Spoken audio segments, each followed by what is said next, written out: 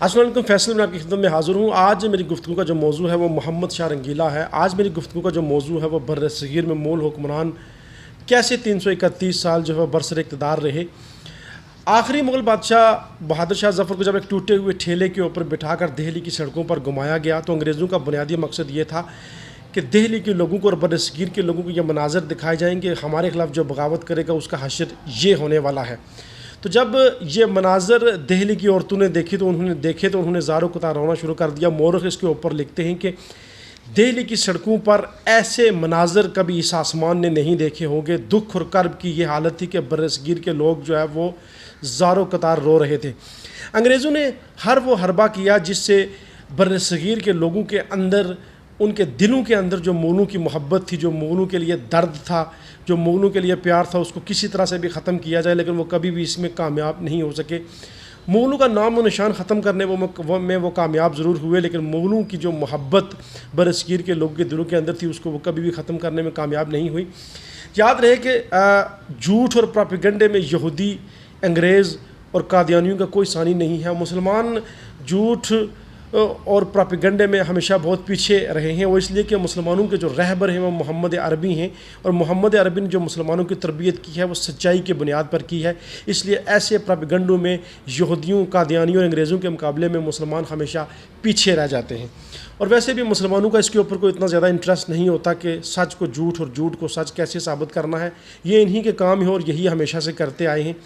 तो बात हो रही थी मोहम्मद शाह रंगीला की। अक्सर आपने सुना होगा कि मोहम्मद शाह रंगीला जो है वो नंगी औरतों को सीढ़ियों पर खड़ा करते थे। मोहम्मद शाह रंगीला जो है वो रक़्स और सुरूर की महफ़िलों को बहुत पसंद करते थे। मोहम्मद शाह रंगीला जो है वो इतने गलीज़ मुग़ल बादशाह थे।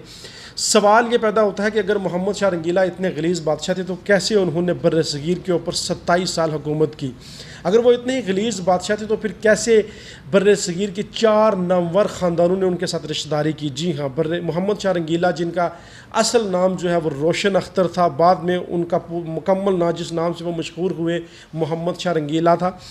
4 बर्र-ए-सग़ीर के बड़े ख़ानदानों ने उनके साथ रिश्तेदारियाँ की, यानी कि मोहम्मद शाह रंगीला की 4 बीवियाँ थीं, और ये बीवियाँ जो है वो बर्र-ए-सग़ीर के मशहूर ख़ानदानों में से थी, और बड़े फ़ख्र के साथ इन ख़ानदानों ने मोहम्मद शाह रंगीला के साथ रिश्तेदारी की। अब रंगीला क्या है? रंगीला जो है ये वो लफ्ज़ है, ये वो ख़ताब है, ये वो टाइटल है जिसका इंतखाब मोहम्मद शाह रंगीला ने अपने लिए ख़ुद इंतखाब किया।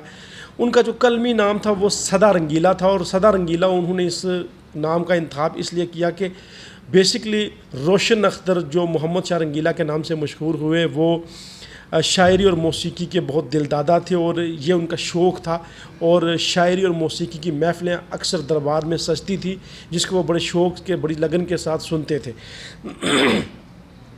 ईस्ट इंडिया कंपनी का प्रोपेगेंडा, अंग्रेज़ों का प्रोपेगेंडा मुसलमानों के ख़िलाफ़, जब सबसे पहले उन्होंने ये कहा जी कि बाबर जो है वो एक शराबी इंसान था, बाबर जो एक ज़ानी इंसान था।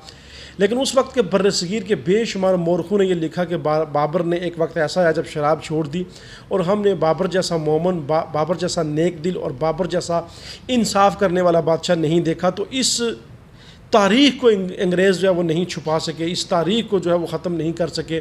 फिर उन्होंने हुमायूं के ख़िलाफ़ प्रोपेगेंडा किया, उसमें उनको नाकामी हुई। फिर उन्होंने अकबर बादशाह के ख़िलाफ़ प्रोपेगेंडा किया, उसमें उनको नाकामी हुई। जब हर तरफ से उनको नाकामी हुई तो उन्होंने मोहम्मद शाह रंगीला को जो है वो, जो मुग़ल बादशाह 12वें मुग़ल बादशाह थे, उनके ख़िलाफ़ प्रोपेगेंडा शुरू कर दिया। और ये मनगढ़ंत कहानियाँ उनके हवाले से बनाई गई कि वो इतने अय्याश थे, वो ये थे, वो थे। तो जब ऐसी सूरत हाल हुई तो माजी के अंदर जितने भी अंग्रेज़ों ने मुग़लों के हवाले से प्रोपेगेंडे किए थे वो सारे नाकाम हुए। तो फिर मोहम्मद शाह रंगीला को जो है वो एक इंतहाई बैड करैक्टर बनाकर लोगों के सामने पेश किया गया। मैं यकीनन इस बात पे इत्तफ़ाक़ करता हूँ कि इस प्रोपेगेंडे के ऊपर काफ़ी हद तक वो कामयाब भी हुए। प्रोपेगेंडा सच को झूठ और झूठ को कैसे सच और सच को झूठ कैसे साबित करना है, ये मैं पहले भी आपको कह चुका हूँ कि यहूदी, कादियानी और अंग्रेज़ इसमें बहुत माहिर हैं। इसकी 2 मिसालें मैं सिर्फ आपके सामने रखता हूँ। एक मिसाल पाकिस्तान के अंदर इमरान खान साहब के हवाले से मैं मिसाल रखता हूँ कि कैसे फ़ौजी अकेडमियों में स्टूडेंट्स को ये बताया गया, कैडेट्स को ये बताया गया कि इमरान खान एक मुहब्ब वतन है, इमरान खान जो है दयानतदार, ईमानदार इंसान हैं। इसी तरह मदरसों के अंदर ये बताया गया कि इमरान खान बड़े मुहब्ब वतन और बड़े दयानतदार इंसान हैं। फ़ौजी एकेडमियों, फ़ौजी ट्रेनिंग सेंटर्स के अंदर ये बताया गया, इस्टेब्लिशमेंट के साथ काम करने वाले मजहबी लोगों को, इस्टेब्लिशमेंट के साथ काम करने वाले लोगों को ये उनके कानून में ये बात जो है वो डाली गई कि इमरान खान बड़े मुहब्ब वतन थे, इमरान खान बड़े जो है ईमानदार हैं। ये एक प्रोजेक्ट था, इस प्रोजेक्ट के ऊपर जिन जर्नैलों ने, जिन ब्यूरोक्रेट्स ने, जिन सहाफ़ियों ने, जिन सोशल मीडिया एक्टिविस्ट ने और जिन उलमा ने काम किया, वो इसके पैसे लेते थे। इस प्रोजेक्ट को परवान चढ़ाने के लिए, लोगों के जहनों में ये बात डालने के लिए कि इमरान खान जो है वो एक ईमानदार शख्स हैं, इमरान खान जो है वो एक मुहब्ब वतन पाकिस्तानी हैं। इस प्रोजेक्ट्स के ऊपर काम करने के लिए इन सारे लोगों ने पैसे लिए, और ये पैसे इन्होंने किन लोगों से लिए? ये पैसे उन्होंने कादियानियों से लिए, ये पैसे उन्होंने इंटरनेशनल इस्टेब्लिशमेंट से लिए। एक मिसाल तो इमरान खान की मैंने आपके सामने रख दी कि किस तरह प्रोपेगेंडा किया गया, किस तरह कौम को बेवकूफ़ बनाया गया, नौजवानों को बेवकूफ़ बनाया गया। लेकिन जो ये इस प्रोपेगेंडे पर काम कर रहे थे, उनको इस बात का अंदाज़ा नहीं था कि वो कितना बड़ा जुल्म कर रहे हैं। इसकी दूसरी मिसाल मैं आपके सामने रखता हूँ, मिर्ज़ा ग़ुलाम अहमद कादियानी। ये भी एक प्रोजेक्ट था, और ये प्रोजेक्ट भी अंग्रेज़ों का प्रोजेक्ट था, और इसके साथ साथ यहूदी भी इसके साथ शामिल थे। मिर्ज़ा ग़ुलाम अहमद कादियानी को बरसगीर के अंदर प्रमोट करने के लिए 60% जो सज्जादा नशीन है उनका बड़ा किरदार है। सज्जादा नशीन आपको पता है कि हर गलत बेहुदा काम में आगे होते हैं, लेकिन ये वो सज्जादा नशीन हैं जो शाह महमूद कुरैशी जैसे सज्जादा नशीन होते हैं, जो अल्लाह के वली हैं। वो कभी भी गलत काम में खड़े नहीं होते, वो कभी भी बल्कि हमेशा गलत काम की मुखालफत करते हैं। तो मिर्ज़ा ग़ुलाम अहमद कादियानी के प्रोजेक्ट पर जब काम शुरू किया गया तो सबसे पहले बरसगीर के अंदर 60% सज्जादा नशीनों की खिदमत हासिल की गई। बरसगीर के अंदर जाली उलमा की खिदमत हासिल की गई। जो मुस्तनद पढ़े लिखे उलमा थे उन्होंने मिर्ज़ा ग़ुलाम अहमद कादियानी के पहले दिन से मुखालफत की, और आज दिन तक वो उसकी मुखालफत करते आए हैं। उसके बाद ज़राए अबलाग, उस ज़माने में जो ज़राए अबलाग था, पम्फलेट था, बाज़ जाली उलमा के ज़रिए, बाज़ मसाजिद के ज़रिए मिर्ज़ा ग़ुलाम अहमद कादियानी को किताबों के ज़रिए प्रमोट किया गया, प्रमोट करने की कोशिश की गई। तो ये एक प्रोपेगेंडा होता है। इस प्रोपेगेंडे के साथ किसी को बदनाम करना हो, किसी को प्रमोट करना हो, किसी को नीचे लेके जाना हो, किसी को ऊपर लेके जाना हो, तो तब इस तरह के प्रोपेगेंडे किए जाते हैं। अगर मुग़ल इतने करप्ट होते तो 331 साल बरसगीर में कभी भी वो हुकूमत न करते। ये बात बिल्कुल दुरुस्त है कि बरसगीर के लोग जो वो मुग़लों से मोहब्बत करते थे, और उस मोहब्बत की जो सबसे ख़ास वजह थी कि मुग़ल चूँकि इंसाफ पसंद थे, उस मोहब्बत की जो सबसे ख़ास वजह थी कि मुग़ल जो है वो पुरअमन थे। मुग़लों ने बरसगीर के अंदर तशद्दुद नहीं किया।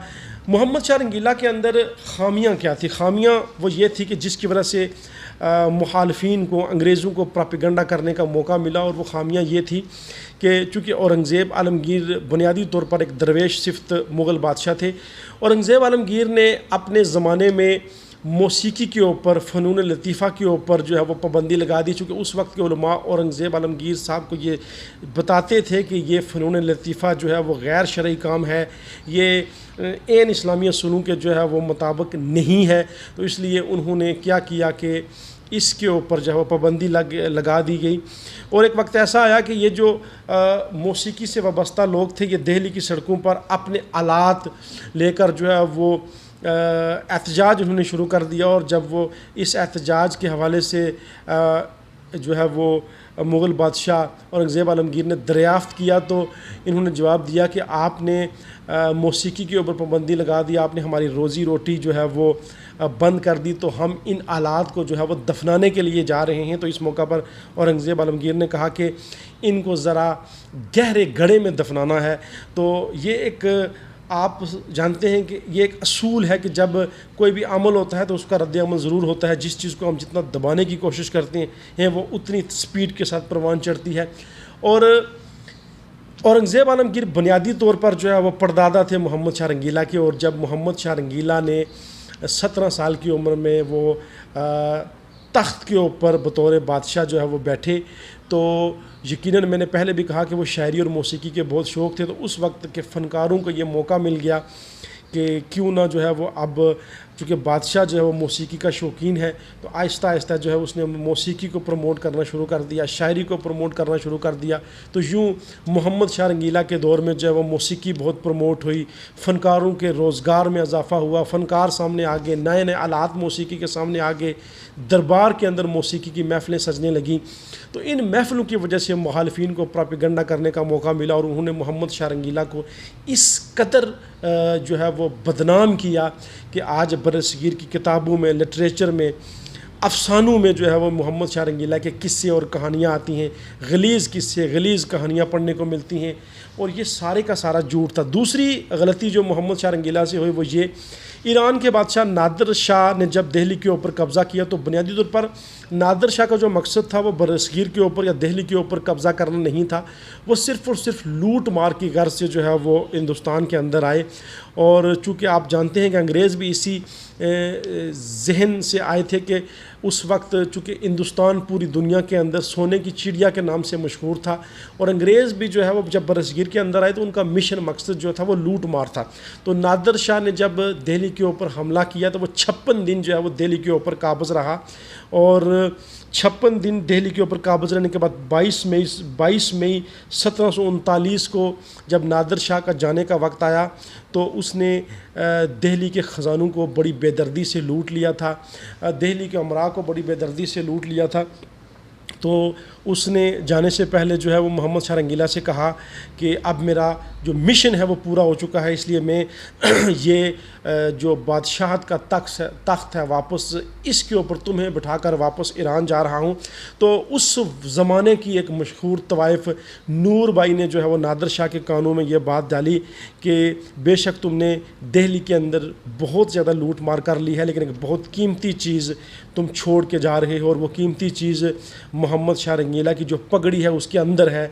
तो जब मोहम्मद शाह नादिर शाह ने नूर बाई तवाइफ से ये दरियाफ़्त किया कि वो कीमती चीज़ कौन सी है, तो उसने कहा कोहिनूर हीरा, जो पूरी दुनिया में सबसे ज़्यादा नायाब है।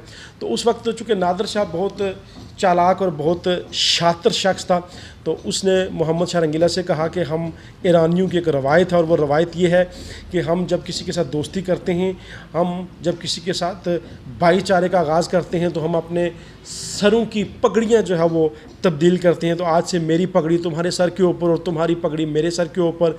यकीनन उस वक्त हालात ऐसे थे कि मोहम्मद शाह रंगीला मज़ामत नहीं कर सकता था, वो उसके आगे नहीं बोल सकता था, तो मजबूरन नादिर शाह ने अपने सर की पगड़ी उठाई और वो रंगीला शाह के सर पर रख दी, और रंगीला शाह की जो पगड़ी है वो उठाकर अपने सर पर रख दी, और यूँ हिंदुस्तान के अंदर बहुत ही नायाब हीरा कोहिनूर हिंदुस्तान से ईरान चला गया।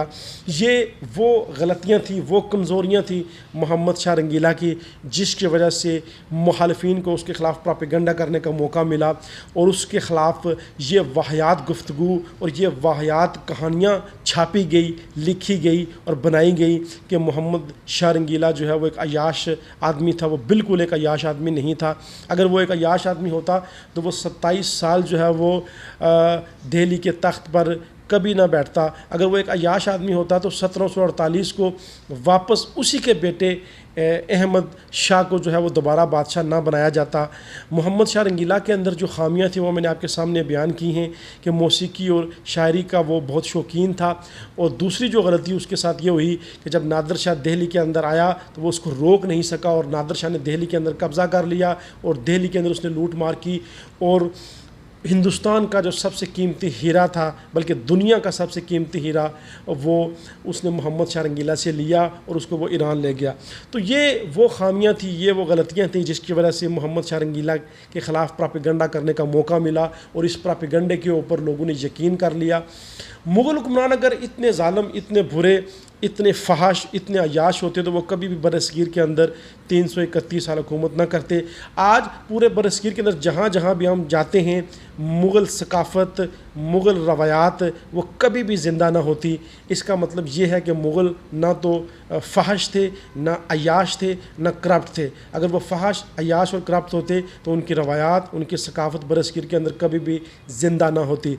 बरसगीर के लोग कभी भी उनसे इतनी मोहब्बत ना करते। और जब टूटे हुए ठेले पर बहादुर शाह ज़फ़र को बिठाकर दिल्ली की सड़कों पर घुमाया गया तो तब दिल्ली की औरतें कभी भी बैन ना करती, और मौरख़ ये ना लिखते कि ऐसा बैन, ऐसा दुख, ऐसा दर्द हमने इस दिल्ली की सड़कों पर कभी नहीं देखा। और जिस बैन को देखकर शायद उस रोज़ आसमान भी रोया होगा, उसने भी बैन किया होगा। नाज़रीन, मुग़लों के हवाले से मज़ीद, मुग़ल बादशाहों के हवाले से मज़ीद स्टोरीज़ आपके लिए पेश करता रहूँगा। फ़िलहाल के लिए इजाज़त दीजिए, अपना फ़ीडबैक ज़रूर दीजिएगा। अल्लाह हाफ़िज़।